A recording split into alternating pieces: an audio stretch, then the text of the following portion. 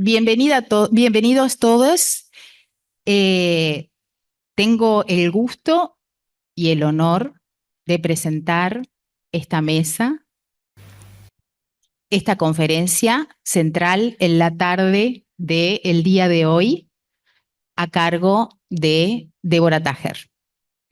Esta conferencia es la Clínica Contemporánea Atravesamientos Interseccionales. Y vamos a presentar a Débora, que es la primera vez que viene a nuestra casa de estudios y espero que no sea la única ni la última. Psicoanalista y sanitarista feminista, doctora en psicología, postdoc en estudios de género, profesora adjunta a cargo de la Cátedra de Introducción a los Estudios de Género y Salud Pública, Salud Mental en la UBA, cofundadora del Foro de Psicoanálisis y Género de la Asociación de Psicólogos de Buenos Aires. Formó parte del Consejo Asesor ad honorem del Ministerio de las Mujeres, Género y Diversidad de la Nación 2019-2023.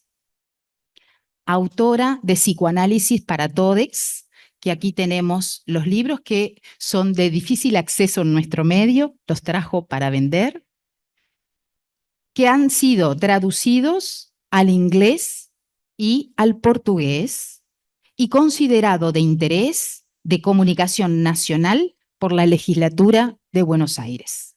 Así que le damos paso a Débora. Bueno, buenas tardes, ¿qué tal? ¿Cómo están? Muchas gracias por la invitación. Estoy muy feliz de estar aquí. Como decía Silvana, es mi primera vez acá en Laudelar, así que estoy muy feliz de estar con ustedes aquí. Bueno, agradezco la invitación del Instituto de Psicología Clínica para estar aquí con ustedes, bueno, en especial a Silvana Contino, a Irene Barros, que me han invitado y me han acompañado para que pueda estar aquí. Yo creo que uno de los desafíos que nos presenta la clínica contemporánea es la modalidad en que los y las sujetos actuales construyen sus identidades consciente e inconscientemente, ¿sí? En este sentido, me resulta relevante ver los modos en que los contextos históricos y sociales organizan la experiencia psíquica, particularmente en lo que refiere a efectos de los traumas colectivos y la transmisión intergeneracional.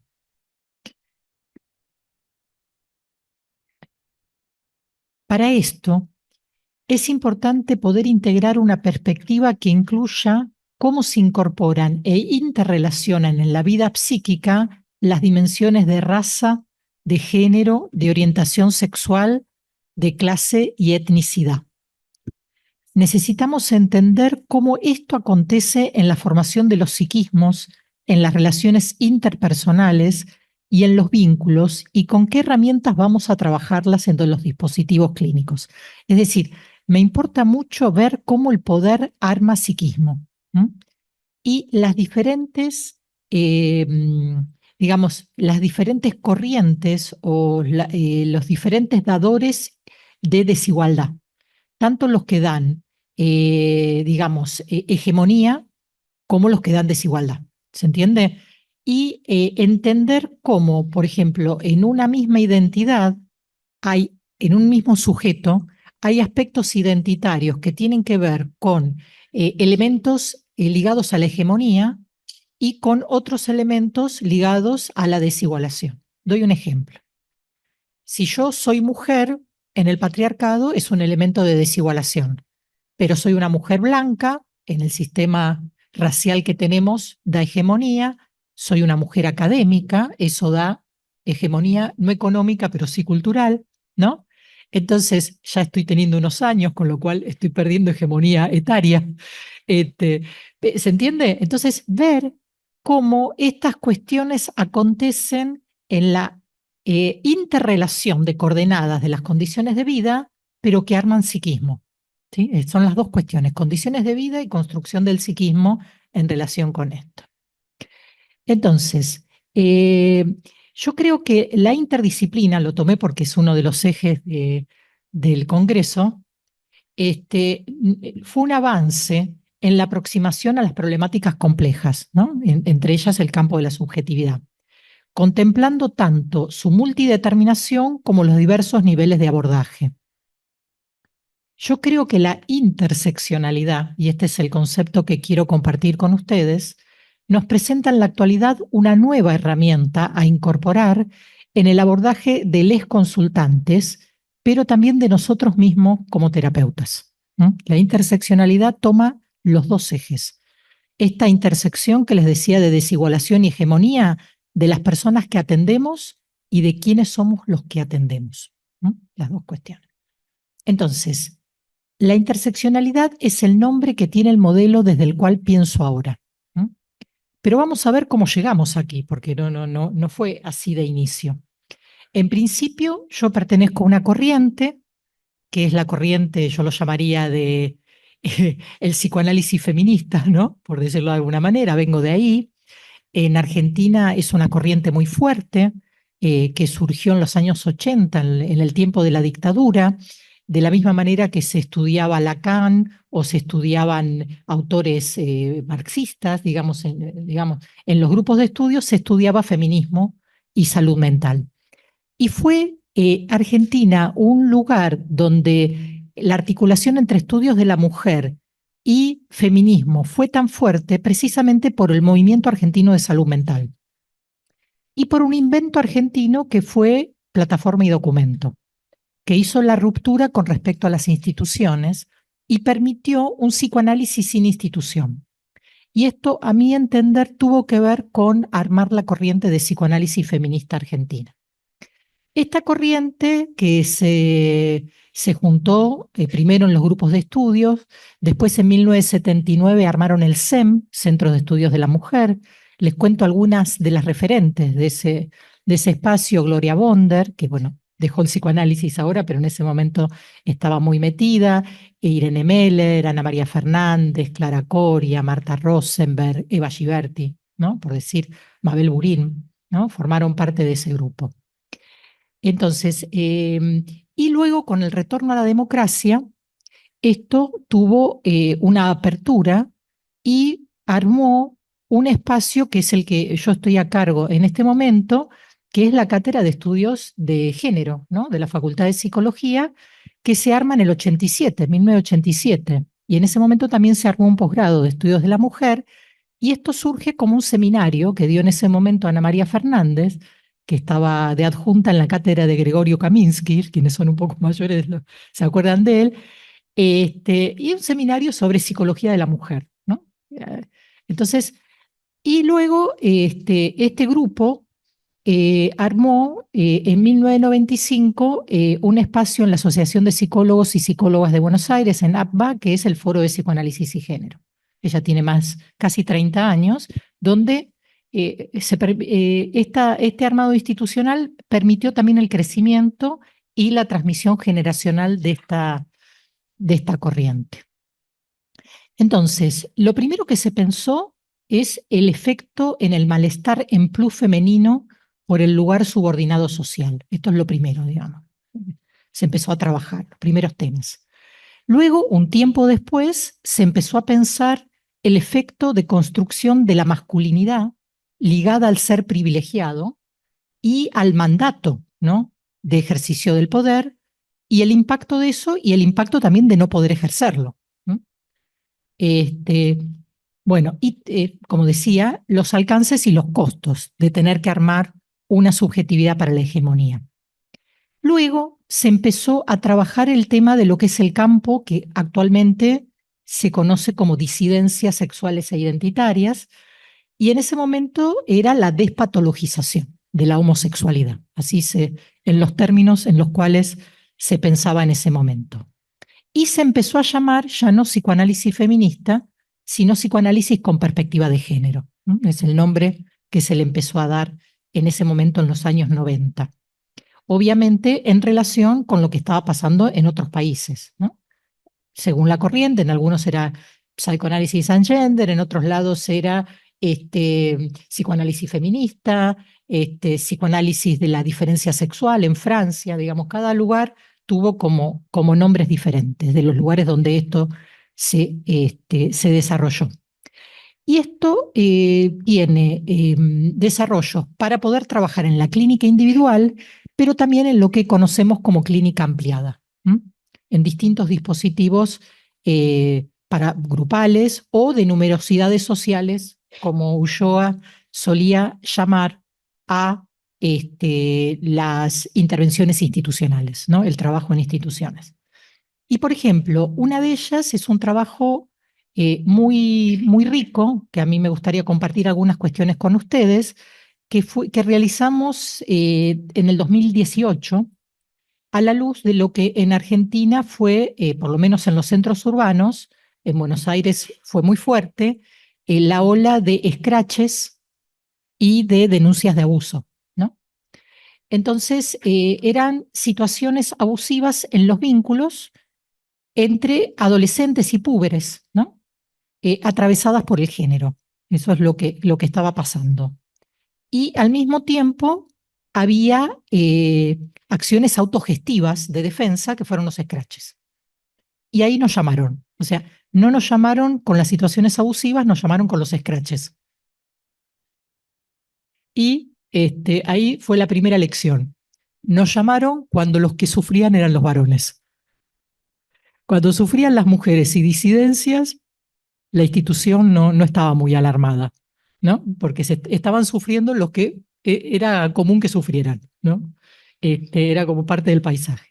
Entonces, lo que trabajamos fue no cómo el mundo adulto se mete con las infancias y las adolescencias, que es un poco lo que más tenemos experiencia, sino de cómo trabajar cuando hay problemas de género entre niñeces, pubertades o entre adolescentes, que implica otro tipo de trabajo porque es un momento constitutivo de la subjetividad y también constitutivo de las identidades de género, ¿no? Con diferentes momentos en infancia y adolescencia. Entonces, parte de lo que nos encontramos es precisamente como intentos de adaptar modelos, ¿no? Y aparte modelos punitivos. Eso es lo que veíamos en esta escuela que hicimos la intervención y en otras que después nos llamaron para trabajar. Bueno, fue una experiencia muy buena, trabajamos 4 meses, con un grupo, en total hicimos 6 talleres con 3.500 personas, 3.000 era el alumnado, 500 familias y cuerpo docente y autoridades, y luego esto fue llevado a un proyecto de investigación y nos agarró la pandemia en el medio. Entonces cambió también las problemáticas sentidas y con la pospandemia una de las cuestiones que empezó a surgir fuertemente es tanto el traslado a redes de las cuestiones abusivas como la autopercepción del impacto de la pandemia y el aislamiento en la salud mental adolescente. O sea, hubo una vuelta de mucha medicalización de las adolescencias. Bien. Vuelvo un poquito para atrás en la intervención. ¿Cómo fue la demanda? La demanda fue para que actuemos con la población problema, a identificar víctimas verdaderas, victimarios verdaderos, qué era violencia de género y qué no, la gravedad de cada caso, y lo que le ofrecimos fue otra cosa, talleres específicos y diferenciados por género para todo el mundo, talleres para docentes, talleres para familias, y hicimos un informe y devolución del diagnóstico participativo de la problemática, porque parte de lo que hicimos fue ver cómo veían el problema y a qué veían como problema y dónde veían las posibles soluciones. Entonces, entramos por la cuestión de la violencia entre pares y encontramos violencia del mundo adulto con respecto a las adolescencias y la no contención del mundo adulto de los problemas entre adolescentes. ¿Sí? Como una cuestión de que como no entendían el tema, preferían no intervenir. O cuando intervenían, intervenían punitivamente. Bueno, este es un ejemplo de clínica ampliada, ¿no? Eh, Luego, yo les contaba hace un rato que primero a esta corriente la llamamos psicoanálisis feminista, después le empezamos a decir psicoanálisis con perspectiva de género, pero llegó un momento que estábamos haciendo otra cosa, estábamos haciendo algo diferente, algo más complejo que perspectiva de género, y empezamos a denominarlo un enfoque postpatriarcal, posheteronormativo y postcolonial. ¿Sí? Y ahí ya empezó a filtrarse lo interseccional, de alguna manera. El enfoque postpatriarcal tuvo que ver, bueno, ambos, los tres, post precisamente porque no era solamente criticar, ¿eh? O revisar epistémicamente las marcas, sino que estábamos haciendo algo por fuera de estos modelos. Teníamos teórica y clínicamente herramientas que estábamos fugando del modelo. Y lo postpatriarcal tenía que ver con revisar los modelos jerárquicos entre los géneros que tiene el psicoanálisis clásico, ¿no? Tanto en la versión freudiana como en la versión lacaniana, ¿no? Cada uno con sus cuestiones. Entonces, salirse de lo binario, salirse de lo jerárquico, salirse del modelo del nombre del padre, que en realidad es sintónico con la hegemonía simbólica masculina, ¿no? En el patriarcado. O sea, no es estructural, sino que es histórico. Por el otro lado, salirse de la idea de que la femineidad normal es la maternidad, ¿no? La feminidad lograda es la maternidad, y además pensar la maternidad como una reparación de una falta. No, no hay ninguna idea de que la maternidad pueda tener que ver con un deseo de trascendencia, porque la trascendencia no es femenina, digamos, no tenemos nada para alegar. Bueno, estas son cuestiones de la visión patriarcal y la visión postpatriarcal. Por ejemplo, un detalle clínico de cómo es una visión patriarcal en la clínica de algunas de estas cuestiones que dije. Me pasa que cuando atiendo varones que han sido analizados previamente desde estas corrientes, casi no se les ha analizado la relación con las madres en en términos identificatorios, en términos de legado. Esto casi no aparece.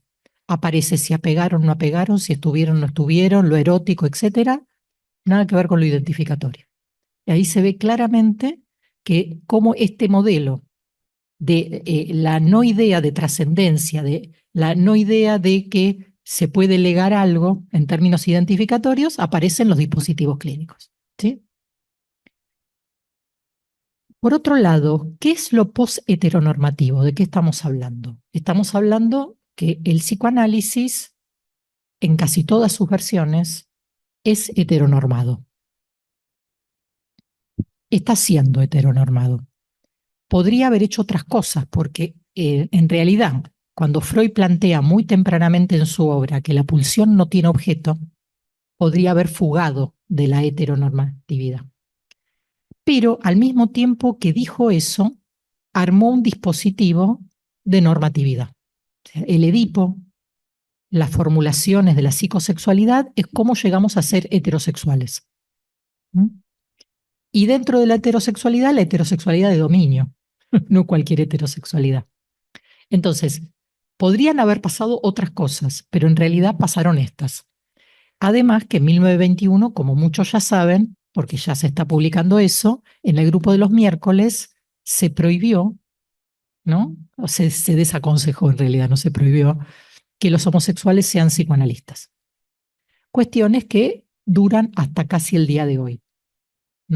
No como prohibición, pero sí como, ¿cómo se llama? Dress code, por decirlo de alguna manera, ¿no? No se puede decir abiertamente si se quiere hacer carrera en las instituciones. Muy recientemente se puede empezar a... Todo el mundo sabe, pero de eso no se puede hablar. Y con respecto a lo colonial, están las dos vertientes. Está la vertiente postcolonial y la vertiente decolonial, ¿no? La vertiente más latinoamericana es la vertiente decolonial, La postcolonial es la vertiente más europea, la decolonial es la línea más de Aníbal Quijano, que varios de ustedes deben conocer, que toma en cuenta la cuestión nuestra de haber sido conquistados, toma en cuenta los conocimientos de los pueblos originarios, cómo esto arma cultura, cómo arma mixtura, ¿no? De diferentes maneras, y cómo recibimos colonialmente lo que viene de Europa en términos de conocimiento. La vertiente postcolonial es una vertiente europea que piensa el impacto de haber sido imperio, ¿no? Cómo se les volvió, cómo tienen la mixtura racial adentro de las metrópolis con personas que son ciudadanas, pero que en realidad en la práctica tienen una ciudadanía de segunda. ¿M? Y todo lo que está pasando en relación con este tipo de cuestiones. Entonces son como dos corrientes diferentes. Y a mí lo que primero me interesó es precisamente esto que hoy llamamos un psicoanálisis situado o una clínica situada. Poder pensar no desde los universales, ¿no?, sino cómo es la constitución psíquica en las coordenadas de cada lugar y en cada momento histórico. Y en todo caso, que la universalidad sea el para todos, ¿no?, que sí sigue siendo un valor. ¿Mm? Si quieren, después podemos hablar de esto y lo abrimos un poco más. Bueno, luego de esto, ya estamos entrando en la perspectiva interseccional. Y ahora voy a hablar un poquito de eso, de lo nuevo, ¿no? ¿Vamos bien? ¿Sí? Bueno. ¿Para qué nos sirve? ¿Para qué nos sirve?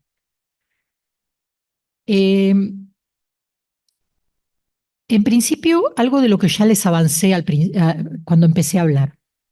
Poder vernos y poder ver a quienes nos consultan de una manera más compleja, que incluya la consideración acerca de quién es y quiénes son los otros, ¿no? Esto es el campo del semejante, introducir claramente esta mirada.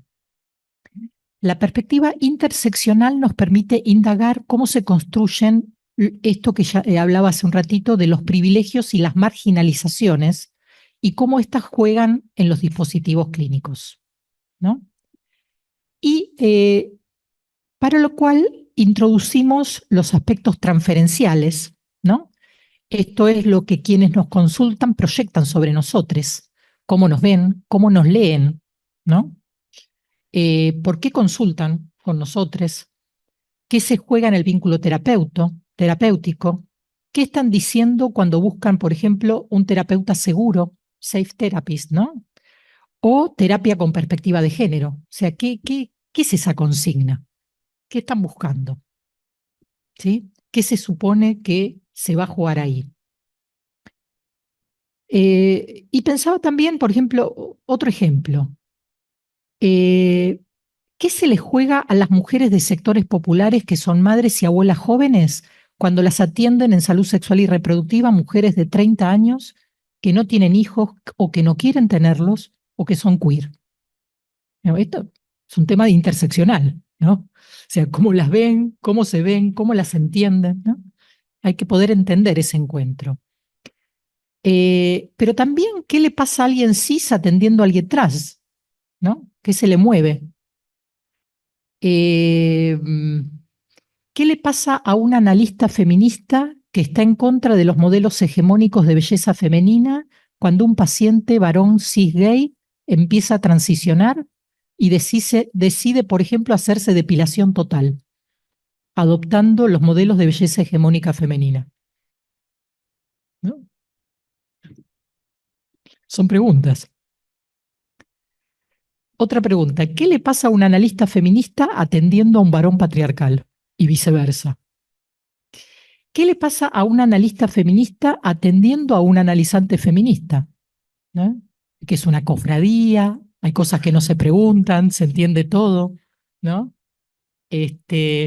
O sea, a cualquiera que forme parte de la misma parroquia. ¿Qué le pasa a un analista blanco gay atendiendo a una mujer negra hetero? ¿Y qué le pasa a ella? ¿Por qué consulta a un analista gay blanco? ¿Qué supone que él va a saber? ¿O qué va a poder entender de su racialidad? ¿Qué le pasa a terapeutas de clase media atendiendo a alguien de sector popular y viceversa? ¿Qué les pasa a los y las consultantes de sectores populares que casi nunca son atendidos por alguien de su misma clase social? ¿Qué pasa en los dispositivos educativos de educación sexual integral? Por ejemplo, en mi país, si solo lo imparten mujeres. ¿Cuál es el efecto en los alumnos varones cuando se habla, por ejemplo, de masculinidad hegemónica en infancias, en un contexto donde todos los que tienen poder son mujeres? ¿Qué pasa cuando hablamos de redistribuir roles y las únicas que van a las reuniones de padres son las madres? ¿Cuál es el género que ven? ¿Qué relaciones de género estamos transmitiendo? ¿Es lo que decimos o es lo que ven de lo que hacemos y cómo vivimos? En principio podemos decir que es importante estar advertidos y advertidas de esta paleta de determinaciones propias y de quienes nos consultan, porque nos permite ver qué es lo que implica esto, ¿no? Y para poder, si lo vemos, es posible que lo podamos enfrentar y tramitar. O sea, no es obstáculo, es texto, ¿sí? Son parte de la trama de lo que somos y saberlo y reconocerlo es parte de tomarlo como potencia para poder trabajar. Y además, eh, esto, esto es algo que estoy pensando últimamente, porque quería articular un poco la teoría de Laplanche y estas cuestiones. Y encontré justo una autora que lo plantea diciendo que estos desigualadores y dadores de poder, ¿no? que planteamos entran como mensajes enigmáticos, ¿no? A partir de los cuidadores primarios. Esto que decíamos, no solo el contenido, sino en los procesos de cuidados primarios pasa de la misma manera que pasa todos los otros elementos de la subjetivación. Entonces, de lo que sabemos y lo que no sabemos. Porque estas cuestiones arman identidad y arman erótica también. Por ejemplo, uno de los ejemplos que había en este artículo que leí, que incorpora la teoría de Laplanche, habla de la fantasía de la bestia negra en la sexualidad de las mujeres, ¿no? Cómo esto, por detrás, tiene una cuestión de racización, ¿no? De relaciones, esto que decíamos tanto de la sexualidad masculina, de que Freud lo planteó, de la degradación de la vida erótica, es el erotismo pero de un varón que aparece erotizado, pero en tanto degradado socialmente, ¿sí? Entonces, se puede entender de otra manera si lo podemos trabajar desde esta perspectiva. Cierro esta parte y abro otra pregunta. ¿Cómo diferenciamos psicopatología de diferencia o diversidad? Y me hago otra pregunta. ¿Siempre se trataría de diferenciarlas o pueden articularse? Puede haber diferencia y puede haber psicopatología. Otra pregunta. ¿Se trata de estar culturalmente preparados, es decir, tener perspectiva de género o interseccional, o de tener disponibilidad, disposición psíquica o ambas cosas? ¿Mm? Ayer un colega me decía en un panel que tuvimos sobre diversidades que según su percepción se trataba de una clínica de las sensibilidades. Yo le decía que a mi gusto la sensibilidad es un punto de partida. Además, había que estar culturalmente y profesionalmente preparados en el campo de la clínica de las diversidades sexuales e identitarias. Voy a explicar de dónde surge la interseccionalidad, ¿sí? La introduce una autora que es Kimberlé Crenshaw, una autora afroamericana, abogada y activista, que lo introdujo para pensar la discriminación legal y económica que enfrentan las mujeres de color y de minorías sexuales. De ver cómo eso al mismo tiempo, esa interseccionalidad, trae problemas específicos. Entonces, lo que ella plantea es, lo que hace que un análisis sea interseccional la disciplina en la cual se aplique, es la adopción de una manera de pensar acerca del problema de la semejanza, la diferencia y su relación con el poder, ¿no? Entonces, se trata de ver cómo una categoría está continuamente permeada por la otra, cómo la raza articula con la clase, articula con el género, articula con la orientación sexual, etcétera, ¿no? Con el ruido. Sí, creo que Prendieron los aires, ¿sí? Bien. ¿Cómo están los muchachos? ¿Se animan a apagarlo? Jóvenes, ahí está. Por un ratito.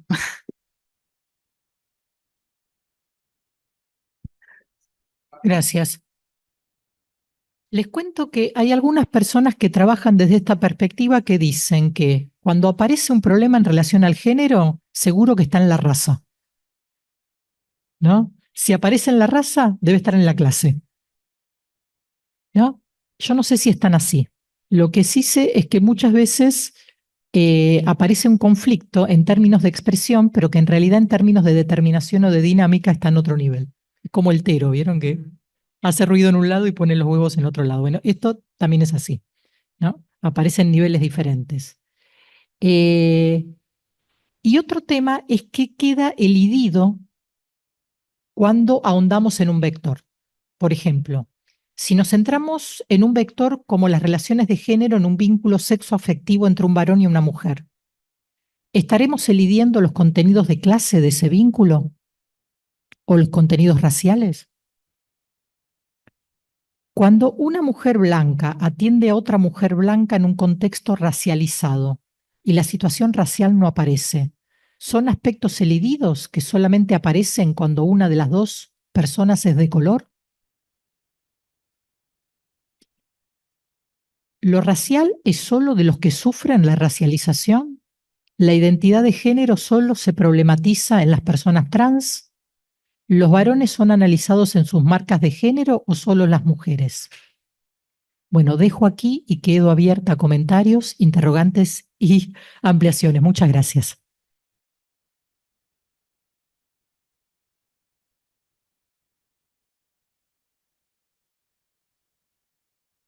Bueno, muchas gracias, Débora. ¿Cuántas preguntas? Bueno, damos un espacio para el intercambio.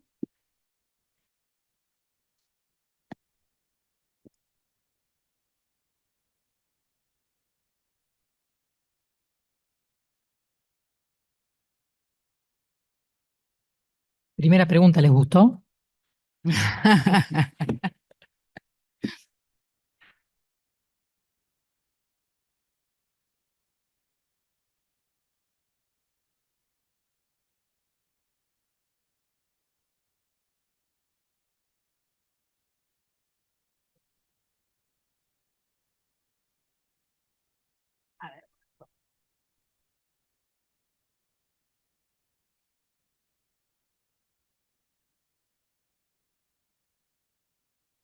Estaba pensando eh, por qué, digamos, se ve especialmente en la ultraderecha, ¿no?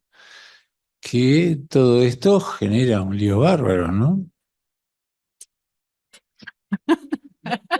¿No tenés otra pregunta? Bueno, y sí, es un tema, pero tiene varios niveles. O capaz que en la ultraizquierda también. ¿Cómo? Capaz que en la ultraizquierda también, ¿no? Son diferentes problemas. Son. Hay problemas en todos lados, pero son diferentes. O sea, el tema, teoría clásica, digamos, el ABC, los palotes de teoría de género. Eh, digamos, el capitalismo está basado en que las mujeres nos quedemos en la casa. Es así. Y que nos quedemos en la casa precisamente para que los varones les extraigan la plusvalía y tengan a quien mandar en casa. O sea, como resarcimiento de las heridas de lo público. Entonces, si vos tenés un contexto como el actual de concentración de la riqueza, pérdida del empleo de calidad, Por lo tanto, pérdida de los blasones de autoestima masculina tradicional. Y al mismo tiempo, las mujeres ya no están en la casa, ¿con quién se las agarran? ¿No? ¿Dónde rearmas? Entonces, hay una interpelación a lo neoconservador, precisamente como ha habido en otros momentos, como fue después de la Segunda Guerra Mundial, para que las mujeres vuelvan a las casas, y fue el baby boom. Entonces hay todo una movida reaccionaria para que la insatisfacción de los varones que no tienen empleo, que no tienen lugar, que no pueden armarse a la manera tradicional, digamos, tengan con quién agarrársela. Entonces, y además, y ahí voy a otra parte de tu pregunta, yo creo que no se les ha hablado a esos varones, ¿no? Me parece que hay como toda la ola verde y el feminismo del Me Too, no le ha hablado, no ha establecido un diálogo con estos varones. Y ya estratégicamente no ha valorado el impacto político de lo que podemos denominar la democratización de las incomodidades, ¿no? Entonces, bueno, es hora. Y por el otro lado, la segunda parte de tu pregunta, y que yo creo que tiene que ver por qué están apareciendo tantos machirulos eh, expuestos digamos, supuestamente en los grupos más progresistas, es porque, esta es mi opinión, porque los grupos y los aliades, como así se los llama, han incorporado el discurso y han incorporado la política, pero para los demás, pero no se han atravesado por eso, ¿no? Y me parece que no ha habido como un compromiso ético al interior de los progresismos de que hay cosas que no se pueden hacer, ¿no? Y se ha tolerado, digamos, a este no, porque este es importante, a este no me lo toques, y bueno, eso en algún momento salta, y salta en algunos casos cuando esas personas no tienen tanto poder. Mira nuestro expresidente, ¿no? Un exgobernador también, ¿no? Cuando o por ejemplo en el 2016 en Argentina empezaron a aparecer algunos escrachados que habían estado en el gobierno anterior. Oh, qué casualidad. ¿Se entiende? O sea, no es que no lo hagan, pero es que se los visibiliza públicamente en el momento donde estas personas no tienen tanto poder, ¿no? Pero tiene que ver con momentos previos de que eso no los ha atravesado. El caso de nuestro expresidente es claro, o sea, él hacía políticas públicas para los demás, pero no pensaba que él tenía que estar atravesado por eso mismo que él planteaba para los demás, ¿sí? Entonces, hay algo de eso. Entonces, las dos cosas me parece que autocríticamente hay que preocuparse por eso. Yo creo que hay que tomarse muy seriamente estas dos cuestiones como agenda.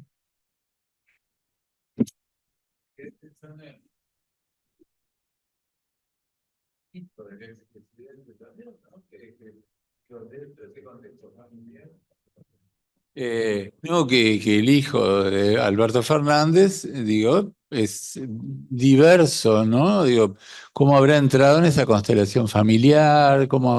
¿Qué habrá querido decir esto, ¿no? Esta situación, ¿no? Que además él ha hecho grandes alegatos en contra como decía él, ¿no? Que los respetaran y no que los mataran, ¿no? El mismo hijo decía esto, ¿no? Bueno, de lo que yo sé, el hijo, se pronunció públicamente en contra de su padre en esto. Y además, Alberto Fernández con él le hizo un regalo maravilloso, porque durante su gobierno la ley de identidad de género nuestra era binaria. Se aprobó la tercera, el tercer casillero, ¿no? Así que es un regalo de amor. Y les cuento, un poco, contaba recién Silvana, que yo participé del Consejo Asesor ad honorem del Ministerio y una de las reuniones que hicimos se hizo en Casa Rosada y el baño de Casa Rosada es unisex. Y es muy lindo, vamos todos juntos. Estaba la policía ahí adentro, fue muy divertido. Pero bueno, digo, hay cosas que sí fueron de verdad. No, no es mentira todo lo otro, pero es todo al mismo tiempo. Todo al mismo tiempo. La realidad es compleja, por eso la interseccionalidad es importante para podamos entender la realidad no linealmente. Es muy compleja. Y ahí voy con el psicoanálisis, me parece que es parte de lo que, digamos, o sea, esto es un análisis político que tiene en cuenta la dimensión subjetiva, pero desde la perspectiva psicoanalítica también hay mucho para hacer en estas cuestiones, ¿no?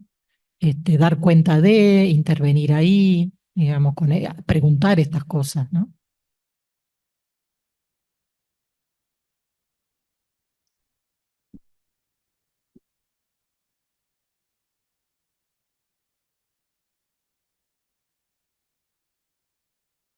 Tanto respeto. Yo creo que quedaron impactados en realidad. Para allá. Allá. Ahí va.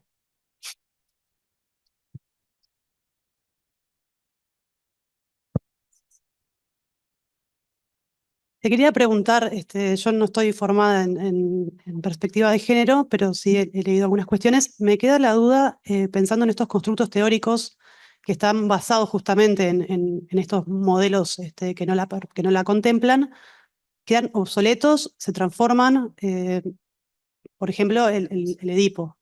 ¿Se puede adaptar desde una perspectiva de género o simplemente lo veamos como algo que tuvo un momento en la historia y que ya no es vigente? Y con esto respecto a toda la teoría clásica psicoanalítica. No, a ver, muy buena pregunta. A ver, lo que Silvia Blechman tenía un sintagma que a mí me gustaba mucho, que ella decía, a ver si me sale hasta ahora, revisar, me va a salir la última parte, después eh, desprendiéndose del lastre. ¿Cómo Del es la lastre. frase? Y más. Entonces, del lastre. Exactamente, ¿sí? Entonces, tenés que ver qué se sostiene y qué no. Digo, entonces, en el Edipo, ¿qué es lo fundamental? Digamos, la relación entre generaciones, ¿sí? Pero lo que es fundamental ahí es la prohibición de la intromisión de la sexualidad adulta en la sexualidad infantil, ¿sí? Precisamente por la promesa a futuro. Eso sigue siendo, ¿sí? La identificación, ¿no? Con los adultos.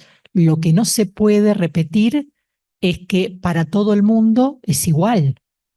No podés decir el nene se identifica con el papá y después la mamá. Eso es de alguna gente y de otra gente no. O sea, no es que no. No todo el mundo es así, ¿sí? De la misma manera que no podés decir que la homosexualidad es el no reconocimiento de la diferencia sexual. En todo caso, podés decir que no está causada por la diferencia sexual, la erótica. No la desconoce. ¿Se entiende? Entonces, eh, a ver, yo qué sé, castración. El valor de la castración es que no sos todo. Eso sigue siendo un valor, me parece. ¿Se entiende? No, no lo podés hablar, no lo podés localizar. La teoría fálica, y bueno, sí hay que revisarla. Por cómo está formulada. No que algo tenga valor, sino cómo está formulada, qué da valor.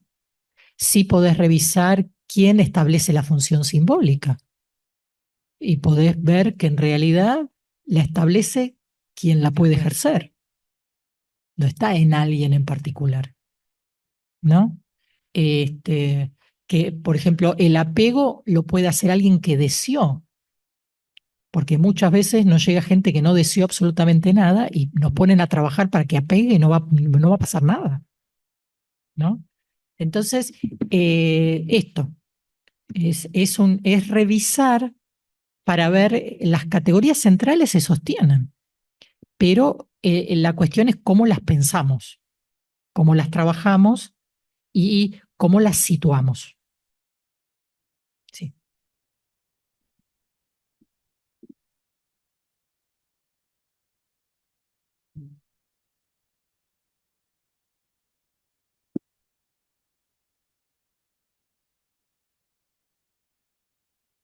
Aquí.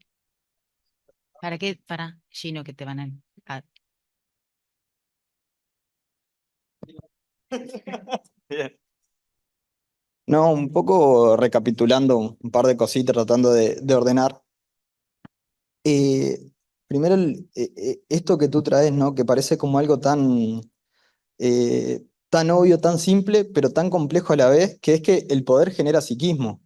Y como en esto que estabas diciendo recién, de mantener un discurso o el Edipo o el Falo de cierta concepción, no es una forma también de un ejercicio de poder, de una disciplina que se repite y se reproduce y que a la vez genera sentidos, ¿no?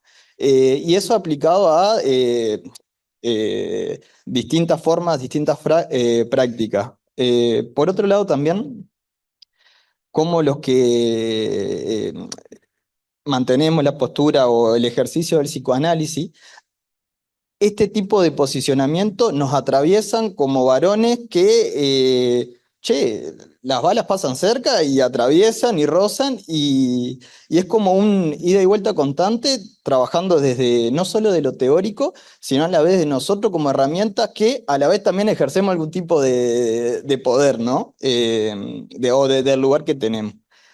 A todo esto y me quedé pensando el tema este de los mensajes enigmáticos de la planche, ¿no? Que no me quedó como tan claro ahí.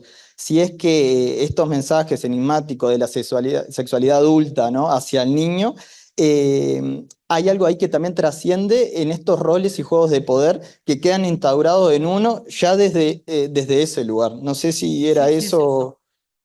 Es Bueno, eso. entonces no Ahora pregunto lo nada. entendiste perfecto, lo entendí bien. Sí, te empiezo por ahí atrás, sí, sí. Lo que estas autoras plantean es eso, y me pareció interesantísimo. O sea, que esto se transmite también de esa manera, ¿no? Estas cuestiones en términos conscientes e inconscientes. Me pareció muy interesante pensarlo así. Vuelvo. Vos fíjate que podemos pensar que Freud también tiene teorías sobre el poder ligado al psiquismo, pero lo tiene en relación con las generaciones, ¿no? Porque él plantea que se obedece por amor, ¿no? Esto lo dice Jessica Benjamin.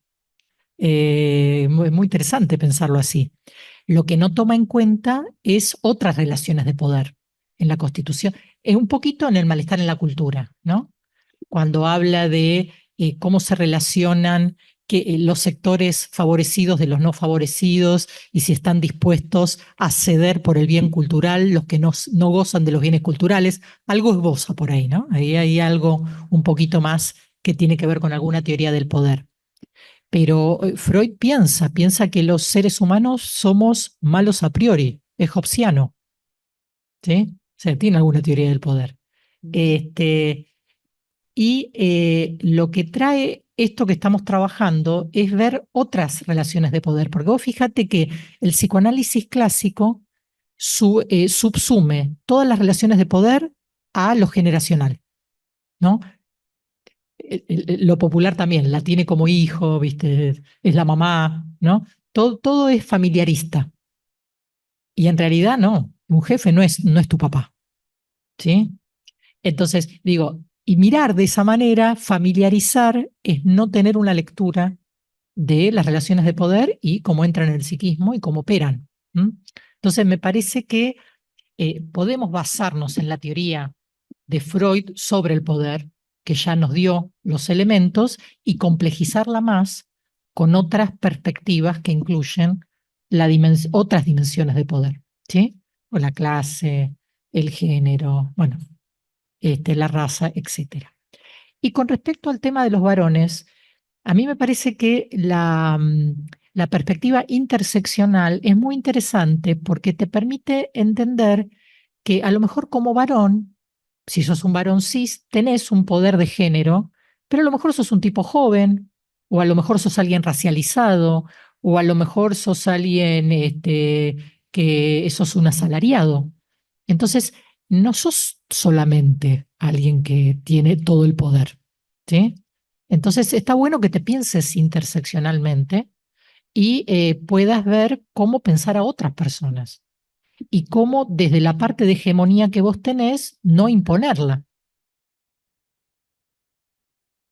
sino utilizarla para bien, digamos, para bien tuyo y de la otra persona, ¿no? No, digo, Y eso también tiene que ver un poco con tu pregunta. Era como la idea de que hay que deconstruir todo, ¿no? Como hay que deconstruir el género, hay que deconstruir la masculinidad hegemónica. Lo que me parece que se trata de los abusos de poder o el ejercicio hegemónico del poder. El poder es intrínseco en las relaciones humanas. El tema es qué se hace con eso. Hay que pensar. Hay una autora que ahora dice sostener el problema. No hay sin problemas. No hay sin problemas. Sí.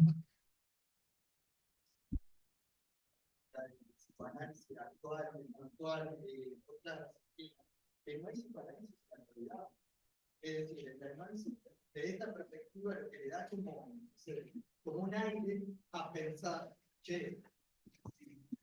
Como un aire a pensar, che, en realidad, si uno no tiene en juego estos aspectos contemporáneos de los juegos de poder que hacen a la visión psicoanalítica, no hay psicoanálisis. O sea, no sé decir el buen psicoanálisis, no quiero decirlo en esos términos, ¿no? Pero el psicoanálisis es en función de esta mirada a los juegos de poder que lo atraviesan y lo hacen reproducirse. Siempre va a haber algo sobre qué estar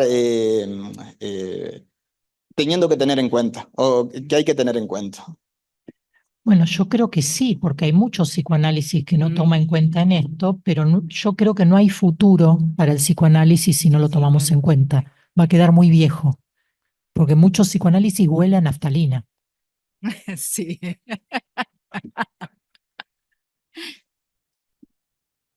Qué antigua que soy. No.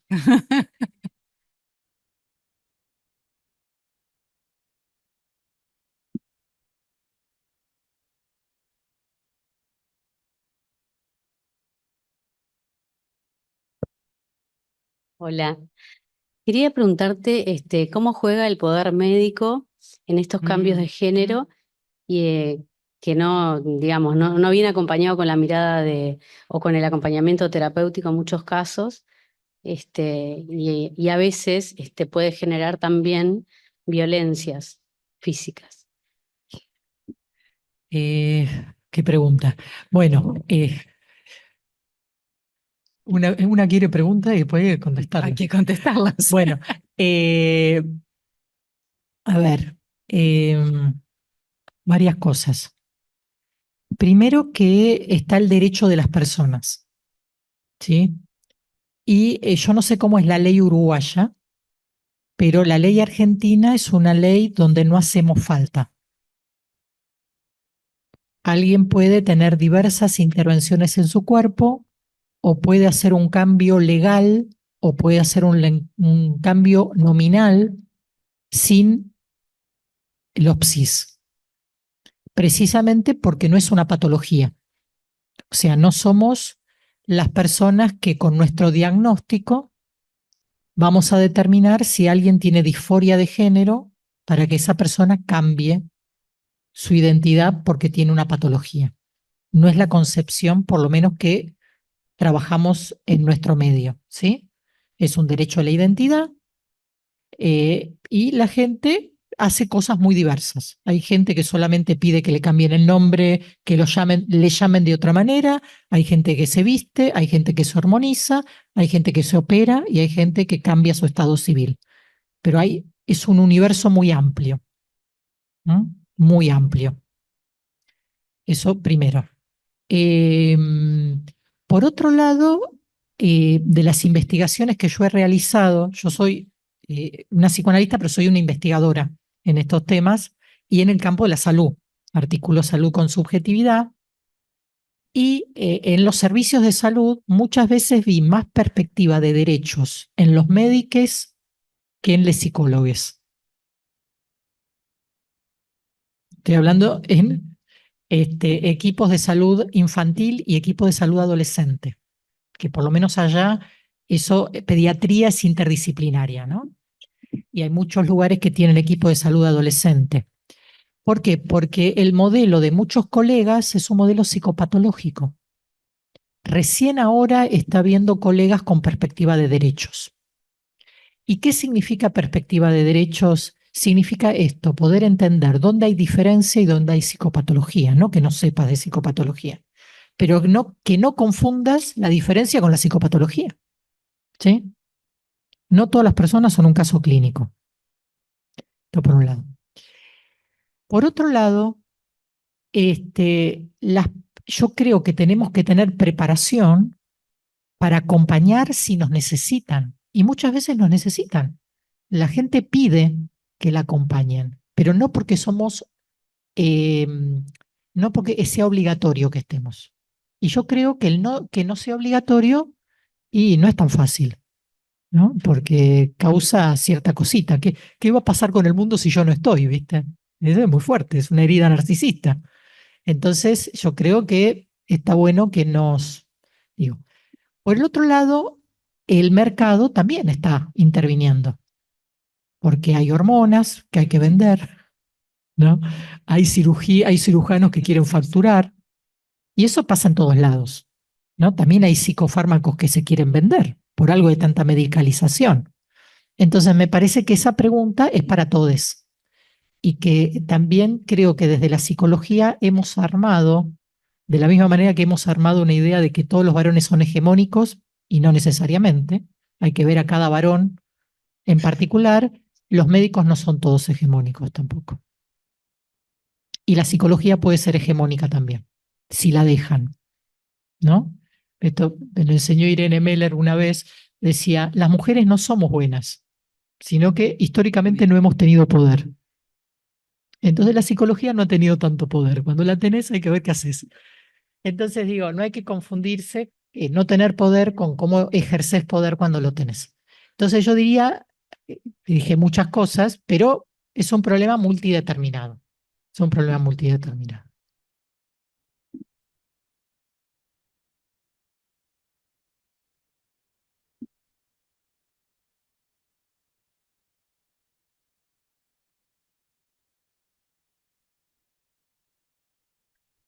Y te comento ya de paso, mientras alguien piensa, en Argentina tuvimos un problema en aborto a partir de la legalización también, porque desde el 2012 hasta el 2020, como había las consejerías, las mujeres iban a consejerías para ver si podían entrar dentro de la causal salud para el aborto legal. Desde que el aborto voluntario es legal, ya no van más a las consejerías. Entonces van directamente a los médicos y muchos médicos son hegemónicos. Algunos no. Pero digo, es un tema, un tema. Cuando amplías derechos, muchas veces lo que tenés que hacer es una capacitación en derechos a los que atienden. No pensar que solamente la dimensión subjetiva da derechos.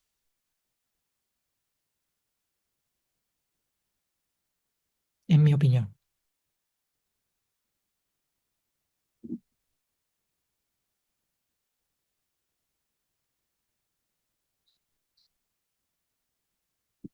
¿Alguna pregunta más?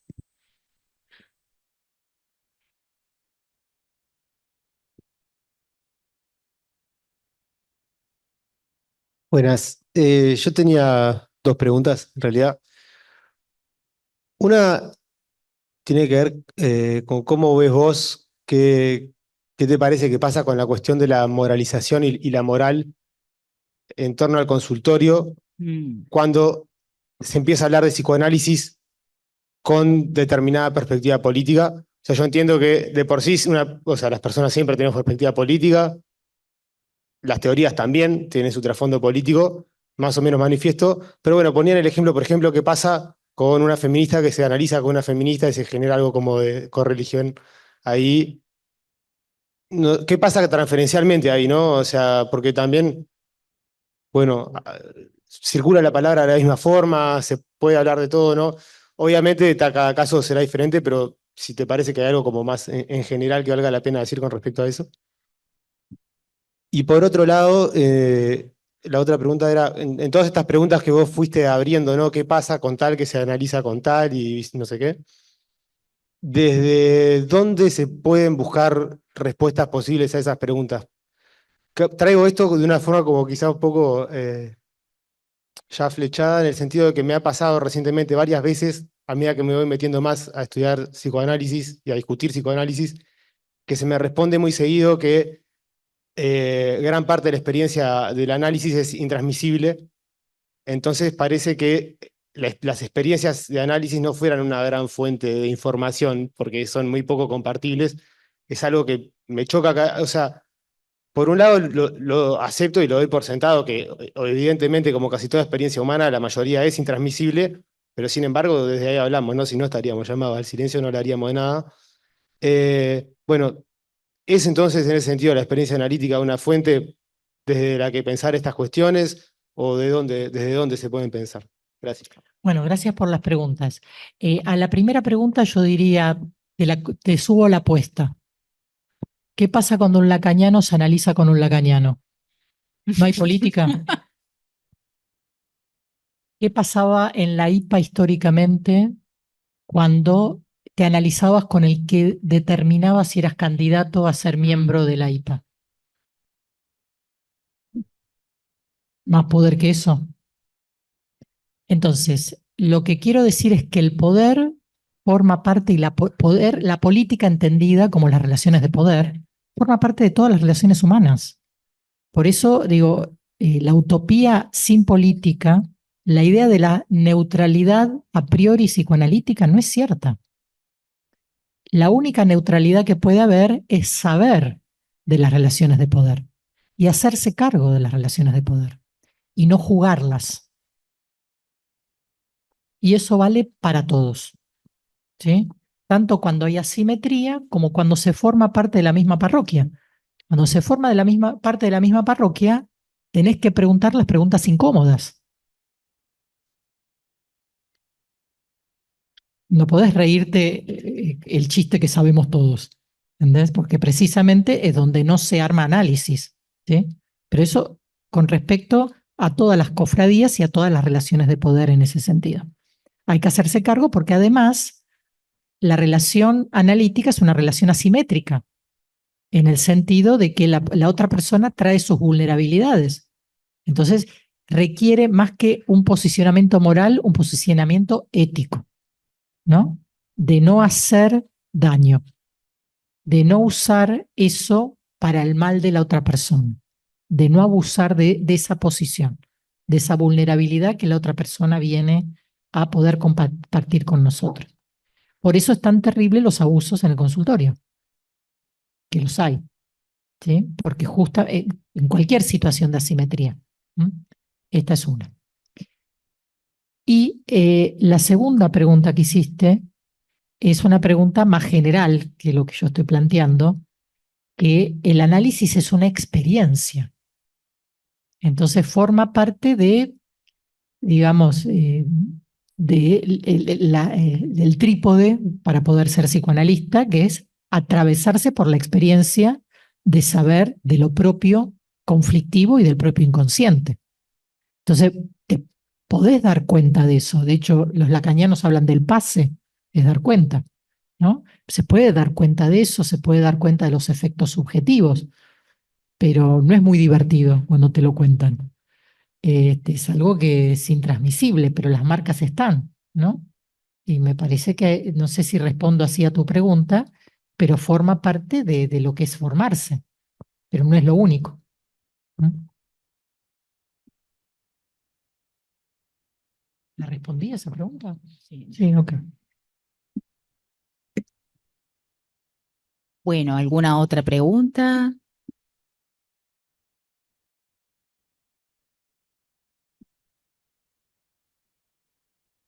Sí.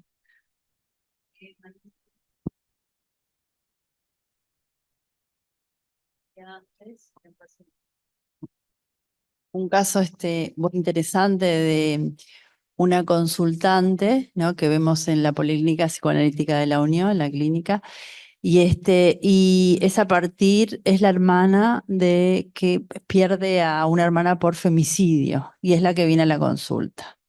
Entonces, es un trabajo interesantísimo. Bueno, allá hay uno de los estudiantes que trabajó. Y bueno, y mañana a las 11 digo, para el aporte que tú podés dar a esa mirada, me parece como riquísimo, ¿no? Para todos. Digo, porque me parece que no vale hoy traerlo, pero Vamos, lleva los bizcochos. bueno, dale. Vamos. Yo llevo el mate. Bien, ¿algo más? Ustedes dicen bizcocho. Ah, Sí, decimos bizcocho. acá yo digo bizcochos. Ahí está. Si no diríamos factura. Claro. ¿Alguna pregunta más? Bueno, ya estaríamos a la hora. Realmente le damos las gracias a Débora por tus aportes. Creo que las interrogantes que has dejado planteados nos has sacudido a todos y a todes, en realidad, pero has dejado también la esencia del psicoanálisis en que tiene que ver con el lugar de lo incómodo. Siempre el lugar de lo incómodo y siempre la posibilidad de tener una posición crítica. Creo que esa es la esencia específicamente. Así que, bueno, ahora cerramos esta conferencia central. Agradecemos a Débora Tájer y vamos a tener en nuestro espectáculo artístico, que es el Coro del Audelar, que creo que es en este mismo lugar, y cualquier cosa están a disposición las publicaciones de Débora. Muchas gracias y continuamos con las jornadas.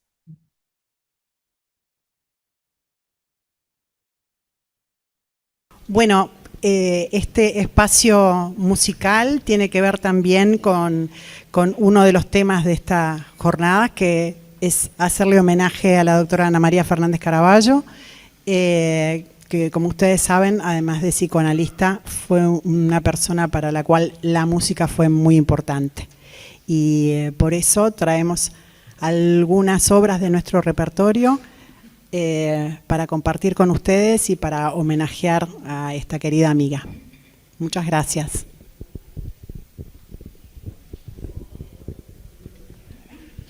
Bien, vamos a comenzar con una obra de un compositor estadounidense llamado Samuel Barber, con la poesía de Louis Bogan, ambos del siglo XX.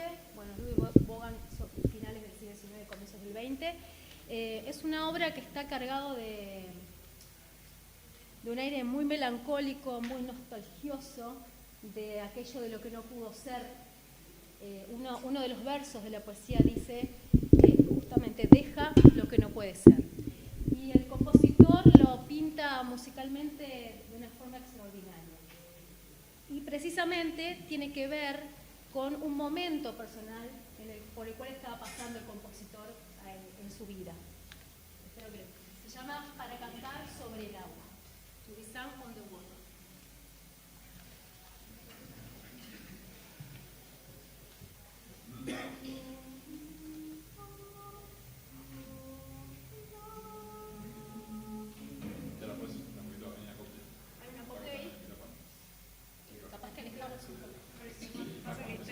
Pero estoy preciso pasar para allá.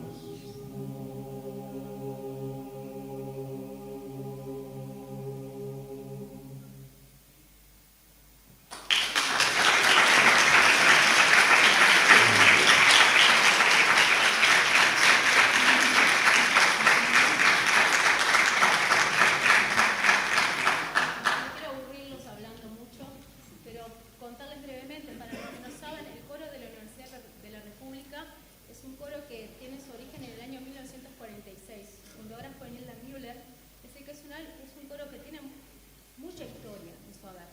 Hacía 7 años que el coro estaba sin actividad, su último director se había jubilado y nunca más se había llamado a concurso, ¿no? para que resurgiera. Así que en realidad es un coro muy nuevo que empezó a trabajar hace 6 meses. Fines de abril empezamos los ensayos. Y bueno, es como la nueva generación del coro de la Universidad de la República, de la cual me siento absolutamente orgullosa.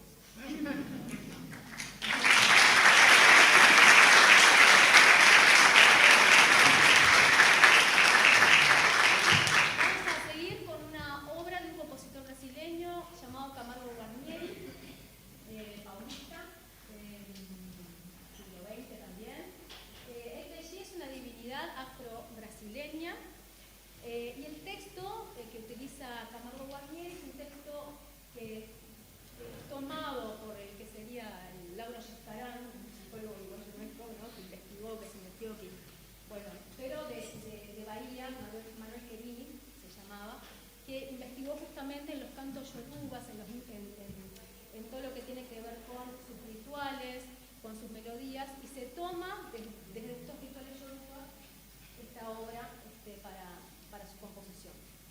Ekbeji.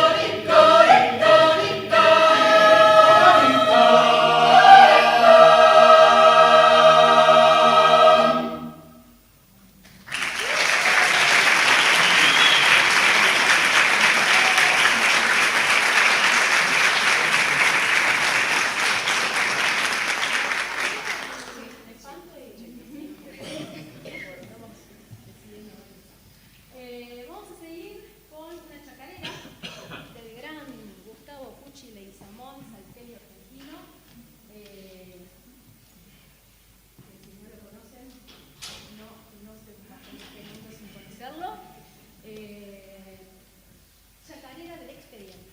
Es del año 1968 y la narrativa del texto tiene plena vigencia hoy.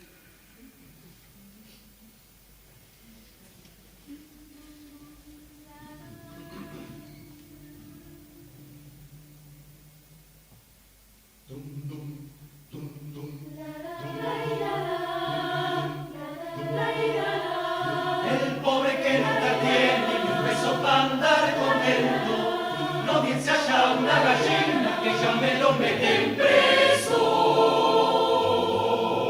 La ira, la ira, la ira, la ira, la ira, la ira.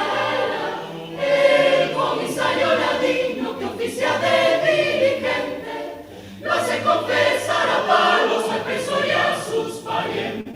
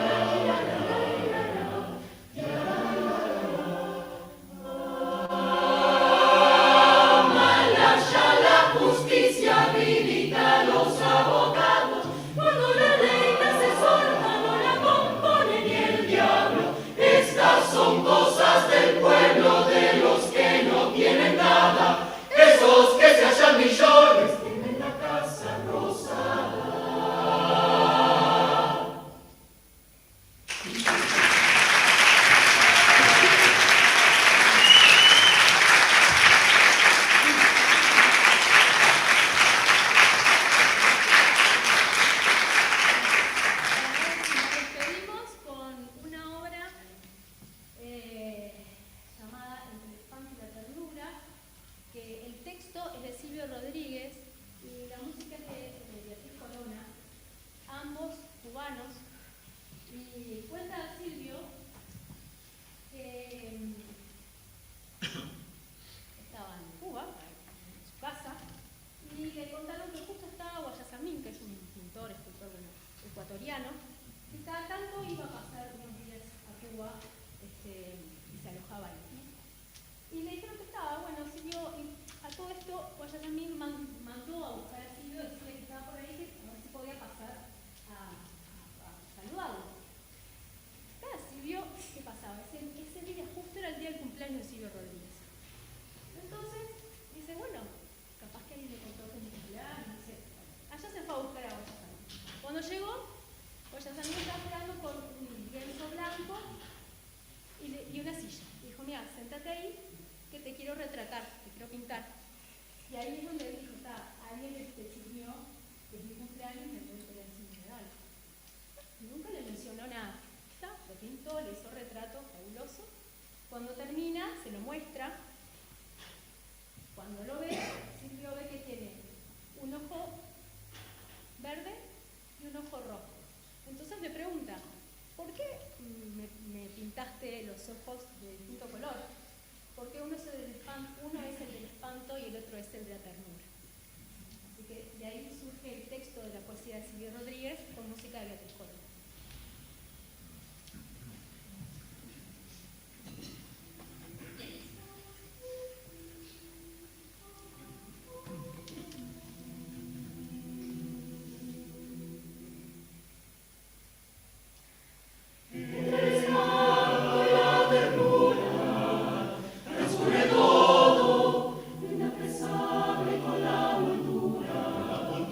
La mano al codo,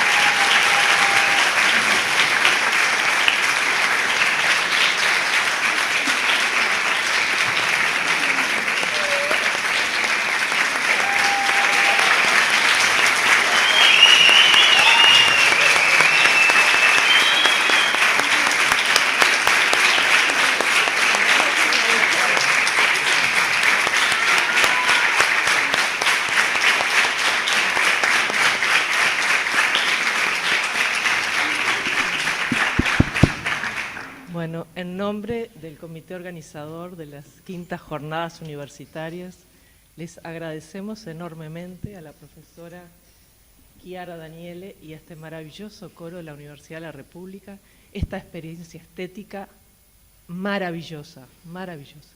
Gracias. Muchas gracias.